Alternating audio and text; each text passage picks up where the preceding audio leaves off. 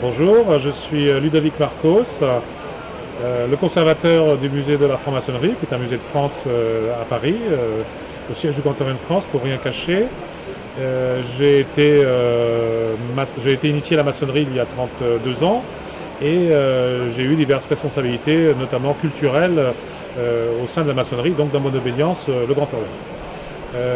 Ce qui m'a intéressé quand j'ai commencé à travailler sur notre patrimoine, notre mémoire, c'est que le rite d'origine de la maçonnerie, notre rite national, si on peut dire, le rite qu'on appelle français, eh bien, avait peu d'histoire, était peu connu des frères et des sœurs, et donc on a voulu quand même, j'ai voulu lui donner un petit peu sa légitimité historique, sa profondeur. C'est un rite qui est issu des usages premiers de la maçonnerie.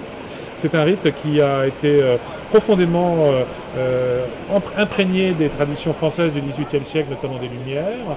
Et c'est un rite qui a accompagné toutes les mutations, toutes les évolutions de l'ordre maçonnique français. Ce qui fait qu'évidemment aujourd'hui, il apparaît comme une composante essentielle de notre richesse patrimoniale et rituelle. Et c'est de cette façon-là qu'on constate qu'il est pratiqué dans toutes les obédiences, y compris d'ailleurs avec plaisir, même si c'est très occasionnel à la Grande Loge de France, je veux dire avec un sourire sympathisant. Mais en tout cas, c'est vrai que dans cette richesse qui fait que nos rites sont quand même différentes composantes, eh bien, le rite français a toute sa place. Alors il était évidemment disponible, j'imagine, dans toutes les bonnes librairies, comme on dit, et en particulier, bien sûr, dans les librairies maçonniques qui se trouvent souvent au voisinage de nos temples.